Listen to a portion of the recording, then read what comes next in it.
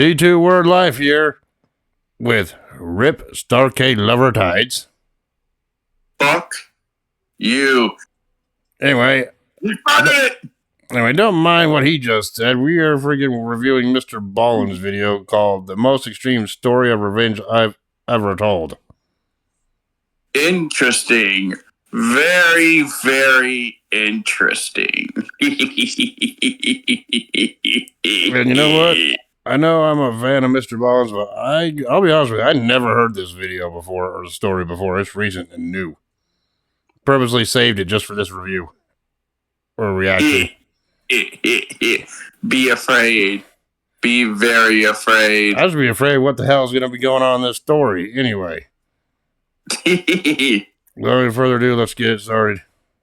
Reminder that the woods, especially at night, are not a safe place. But before we get into that story, if you're a fan of the strange, dark, and mysterious delivered in story format, then you've come to the right place because that's all we do, and we upload once a week. So, if that's of interest to you, please purchase a huge billboard that's located right across the street from the Like Button's house, and every month put on it a new spoiler for one of the Like Button's favorite TV shows, movies, or video games. Also, please subscribe to our channel and turn on all notifications so you don't miss any of our weekly uploads. Okay, let's get into today's story.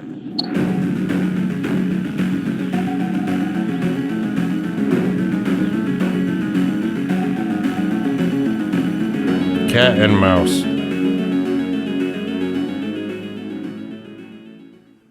On the afternoon of December 6th, 1997, a man named Yuri Trush drew his rifle and crept silently through a remote forest in eastern Russia as he and his team of 3 other armed men and his dog followed this trail of pink snow.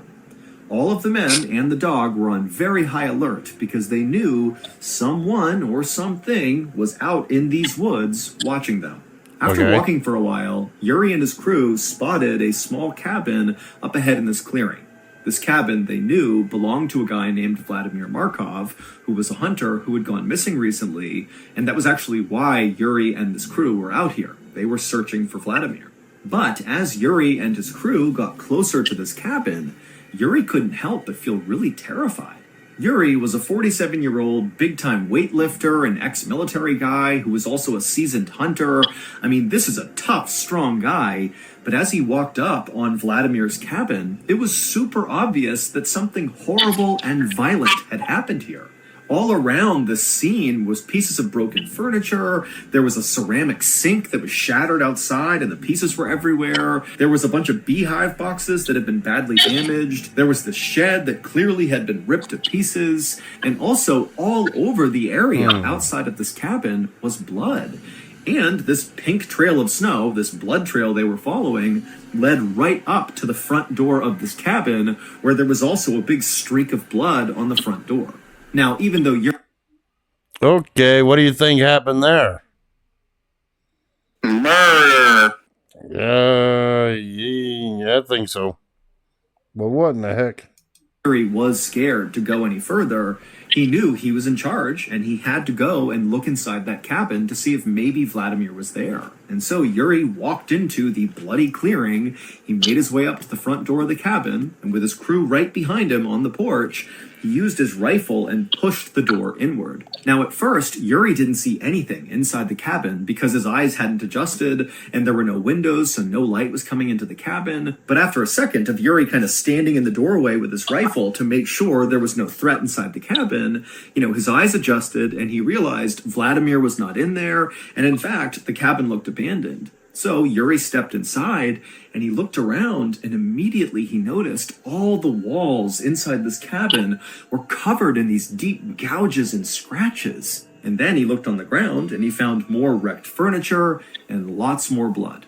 But in a weird way, this actually gave Yuri some hope that maybe Vladimir was alive. He might be badly hurt, but if he's not here, he must be somewhere. And so Yuri turned around and he walked out of the cabin, and right as he stepped onto the snow with his men and his dog right behind him, 3 things happened practically all at once. The first thing was Yuri's dog began whining uncontrollably and running in circles. And number 2, there were all these crows in the trees nearby that just all at once suddenly flew into the sky and disappeared.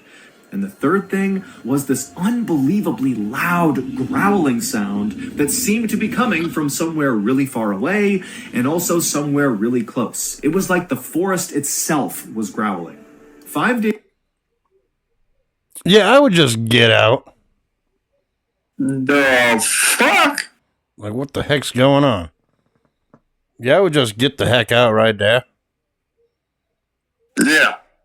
Days earlier, on December 1st, the soon-to-be missing hunter, Vladimir Markov, decided to give up on another unsuccessful hunt, and he slung his rifle over his shoulders and he lit a cigarette under his big bushy mustache, and he and his 3 dogs turned around and began the slow walk back to their small cabin in the middle of the woods. Vladimir was really frustrated because he'd been staying in this cabin in the woods, away from his wife, away from his family, to try to hunt some game and bring some meat back. But so far, he hadn't caught anything. But as Yuri and his 3 dogs kind of rounded a corner in this forest, he spotted something up ahead that was like an answer to his prayers. He saw there was a dead boar just lying out in the middle of the forest, and it was in this big pool of blood, and there was still steam coming off of the body, which meant this was a fresh kill. And so Vladimir raised his rifle in case whatever had killed this animal was nearby, but when he didn't see anything, he just went with his dogs over to the carcass, and he pulled out a hatchet, and he cut off 2 big haunches of meat from this boar. Now, Vladimir knew it was totally in bad form to steal another potential hunter's kill, although he didn't know if a hunter had killed this boar or if another animal had killed this boar, but he still felt bad about what he was doing. However, Vladimir was desperate. He didn't have any meat, and here it was, so he took the opportunity. After Vladimir had wrapped up this meat and put it in his bag, he and his 3 dogs jogged the last few miles back to the cabin, and when they got there, it was basically pitch black outside. Now, Vladimir was not scared of the forest at night, but he knew there were predators out here at night, so he needed to act quickly. So he rushed over to his small shed that was right outside of his cabin, and he put the boar meat inside, shut the door, and locked it, and then he turned to go into his cabin to retire for the night, but after taking only a couple of steps towards his cabin, he realized his 3 dogs had not followed him. And so he turned around, and he saw the 3 dogs were totally on edge, looking out beyond the shed where he had just put the meat. They were kind of looking out into the dark forest. You think the dog spotted something out there? Most likely. Now remember, he's all alone in the middle of the woods here. It's nighttime. There's no visibility. And so Vladimir grabbed his flashlight and he shined it kind of roughly in the direction that the dogs were looking, like they had seen something. And he's shining his light, but all he sees are just dark trees and nothingness. There was nothing there.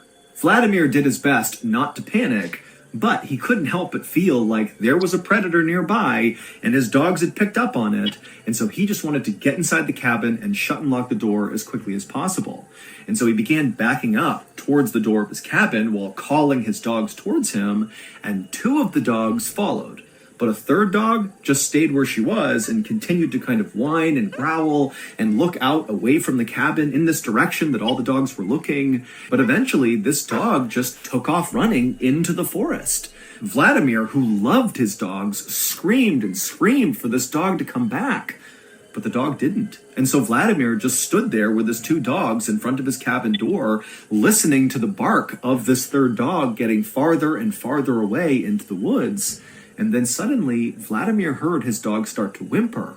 And then it was like the forest erupted with the loudest growl he had ever heard in his life. And then there was silence. Vladimir was horrified and just instinctively grabbed the 2 other dogs and stumbled into his cabin and shut and locked the door behind him. Now, Vladimir adored his 3 dogs. Those were... Oh, hell no. You're some big and growling in the middle of the woods in the middle of the night. I think your ass be like, I'm out, fuck this. Yeah, I'd be armed to the fucking teeth. his closest friends in the world, and all he wanted to do was run out there and save that 3rd dog. But just based on how loud that growl was, he knew whatever was out there would kill him. And so this was a suicide mission if he went out there. And so he decided he would just stay put with the 2 dogs, and he just hoped that his 3rd dog somehow survived its encounter with whatever was out there. Here we go. after sitting in his cabin for only a couple of minutes, kind of consoling his two other dogs, Vladimir heard more activity outside of his cabin. He heard what sounded like wood splintering and breaking. Now, there were no windows in Vladimir's cabin. However, he had drilled a couple of holes, very small holes, in each of the walls of the cabin so he could look out and use them as hunting blinds. And so Vladimir ran to the hole that looked out the front of his cabin towards where his shed was and where this wood breaking sound was coming from. And when he looked out through this hole, remember, it's the middle of the night, there's no lights outside, so he couldn't really see anything. But even in the darkness, when he looked kind of roughly in the direction of the shed where the boar meat was, he could clearly see this huge, shadowy creature moving around really violently, like its body was jerking in different directions. And it was obvious to Vlad that whatever this creature was, it was ripping his shed to pieces, breaking all the wood apart, probably to get in and get the boar meat. And that's when it dawned on Vladimir that whatever this creature was, it very likely was the creature that killed the boar that he stole, and now this creature was back to reclaim its meat. And so as Vladimir realized that, he just hoped that whatever this creature was, once it had its boar meat back, that it would just leave and not come after him. However, after this creature had totally decimated the shed, and so by default had clearly reached the boar meat inside, the creature didn't leave. It just sat down and stared in the direction of Vladimir and the cabin. And for several hours, Vladimir just continued to stare out this hunting blind hole at this shadow creature that was not moving. And after a while, Vladimir got tired. The creature wasn't moving. It's the middle of the night. He'd been really busy all day. And so at some point, Vladimir and his two dogs kind of dozed off. And when they woke up a couple hours later, when it was still dark outside, Vladimir looked out the hole again, and he saw the creature was actually now gone. For a second, Vladimir was relieved. He's thinking, great, this thing's gone, I'm safe now. But just to make sure, he wanted to go to the other holes he had drilled in the walls of his cabin to look out in all four directions and make sure this creature really was gone. So he stood up and he walked over to one side, he looked out that hole, and all he saw was dark forest, nothing there. He walked to the other side of the cabin to another one of these holes, he looked out it, and again, just dark forest, no creature. Then he goes to the back of his cabin and looks out that hole, and this time, again, he does see just dark forest, but then suddenly something slammed into the wall that he's looking through, and then just as suddenly as this huge collision has happened, as Vladimir is kind of still looking out the hole, this massive yellow eye suddenly lowers down and looks right back through the hole, right... Run! Fuck that. Yeah. Screw that. At Vladimir. It was a shadowy creature that had broken into the shed, and it had never left. And this creature, after quickly looking at Vladimir through the hole, it backed up a little bit, exposing its entire face to Vladimir. And Vladimir, who's so scared he can't move, he's just looking out the hole the whole time, he sees this enormous face with all this fur that's covered in blood. It's got these enormous teeth, and its mouth is open, and it's staring right at him like it wants to jump on him and kill him. And then this creature winds up and swipes at the hole and literally rips a bunch of wood off the side of the cabin. And reflexively, Vladimir just grabs his rifle, raises it, and fires a shot through the hole at this creature. And the creature whimpers, turns around, and runs off. Vladimir would stay up the rest of the night, anxiously looking through each of the holes around his cabin, just anticipating this horrible thing to come right back and try to attack him again. But eventually the sun came up and the creature did not come back. And so Vladimir was thinking, okay, now I'm safe. I can go outside and kind of figure out what's happened here and figure out my next move. And so Vladimir grabbed his dogs, he went to his door, he opened it up, he stepped outside and looked around, he didn't see anything. As a precaution, he fired his rifle into the air to scare off any animals that could be nearby. And when clearly, the creature wasn't here, there's nothing here, he's all alone, he stepped down onto the snow and he noticed these huge prints in the snow, which had to be from this shadowy creature that had tried to attack him. But now that it was daylight, Vladimir can look at these prints up close, and he knew what kind of creature this was. This was a Siberian tiger, and this was an enormous Siberian tiger. But that was not the most terrifying part of this discovery. Instead, it was what Vladimir saw these prints doing. These prints circled around the cabin over and over and over again, which meant the night before, after Vladimir fell asleep, this tiger had come up and basically begun stalking him and his 2 dogs. It must have known they were in the cabin. And then at some point, maybe the tiger saw Vladimir's eye inside of that little hole he was looking through, and the tiger tried to pounce. But Vladimir's thinking to himself, something's wrong with this Siberian tiger. While Siberian tigers are certainly dangerous to people, they are not known for actively hunting people. That's not something they do.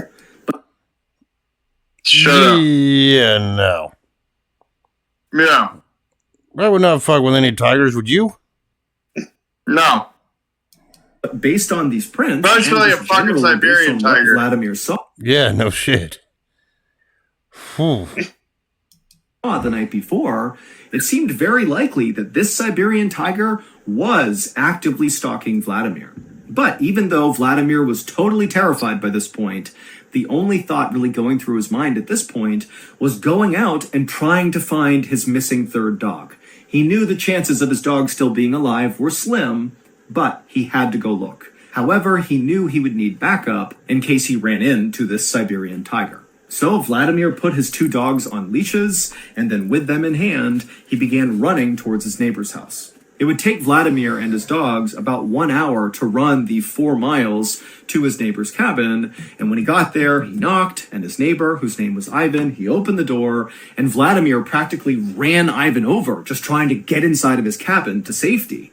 And then once Vladimir was inside and Ivan had shut the door and he's looking at Vladimir, and then Vladimir just kind of vomited out all the stuff that had happened over the past 12 to 24 hours. And at the end of telling Ivan the story, Vladimir asked him, "Would you please come with me to go find my dog?" And Ivan, he just stared at Vladimir and eventually just said, "No." And then, after a long, awkward silence, You would be that neighbor. Like, no. I ain't going out there. Fuck yeah. You'd be like, I ain't going out there. Screw that. Right? Yep.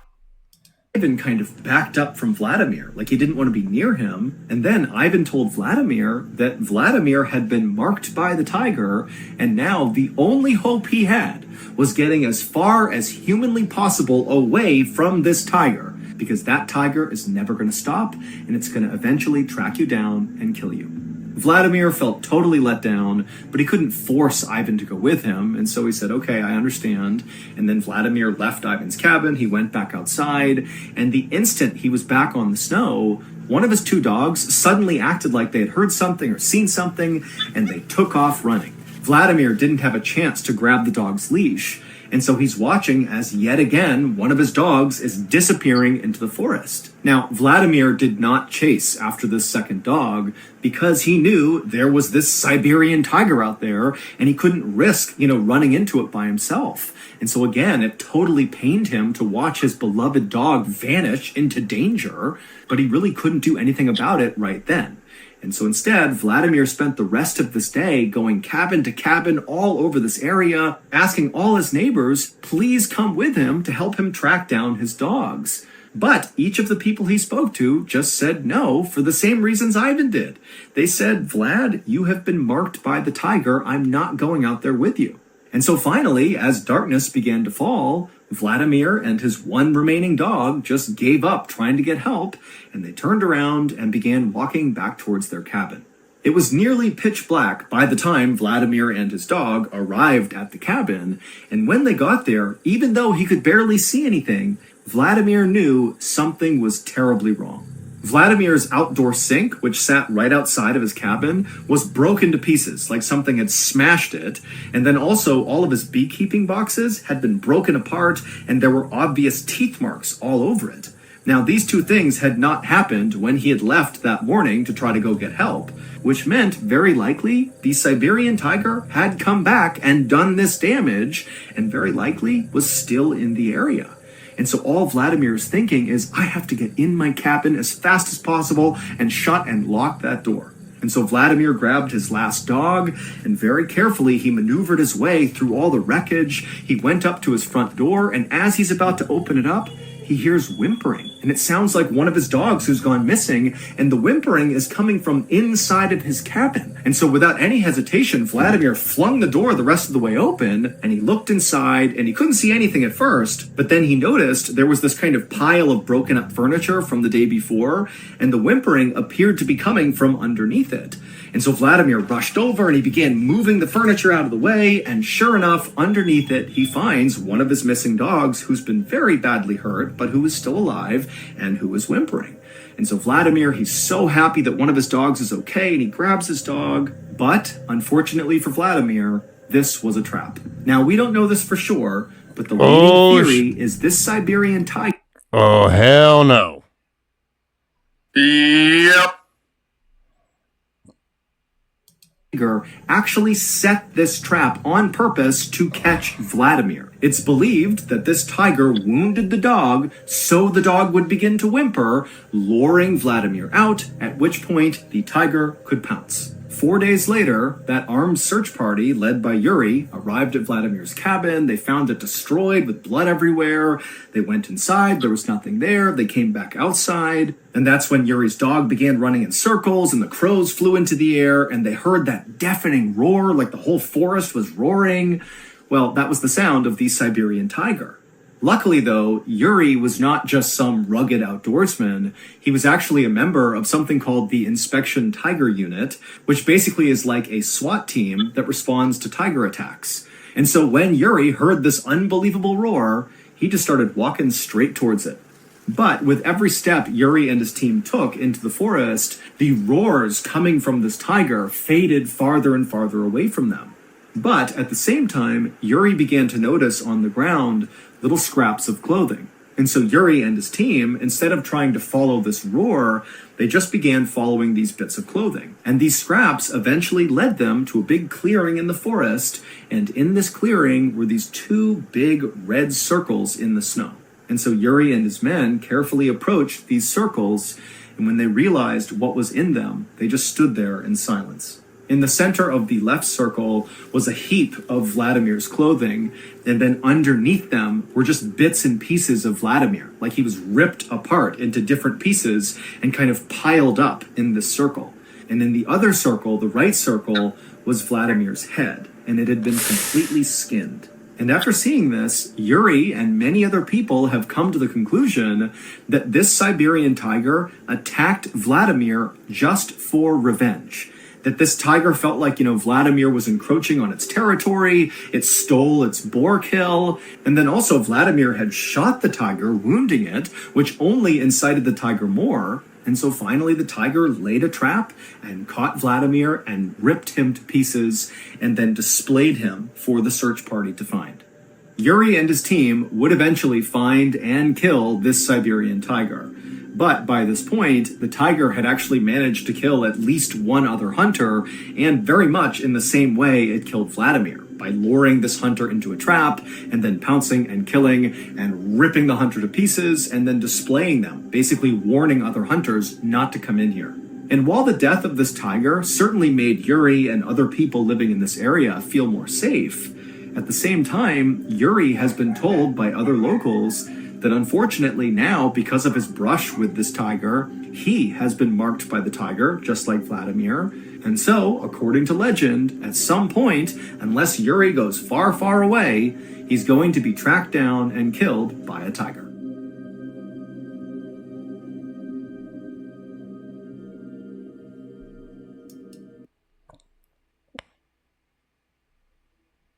That's why I don't fuck with tigers. Your thoughts on that one? I saved the Siberian tiger from my endangered species research when I was a kid. Yeah. Imagine getting mauled to death by a tiger. How painful would that be? Very. Very. Yeah.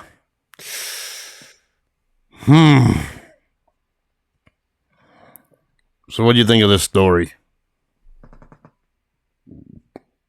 One thing, bring lots and lots of fucking weapons and lights.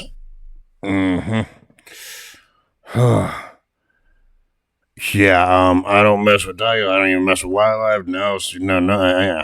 Not me. Nope, not me. Anyway, I hope you enjoyed our reaction.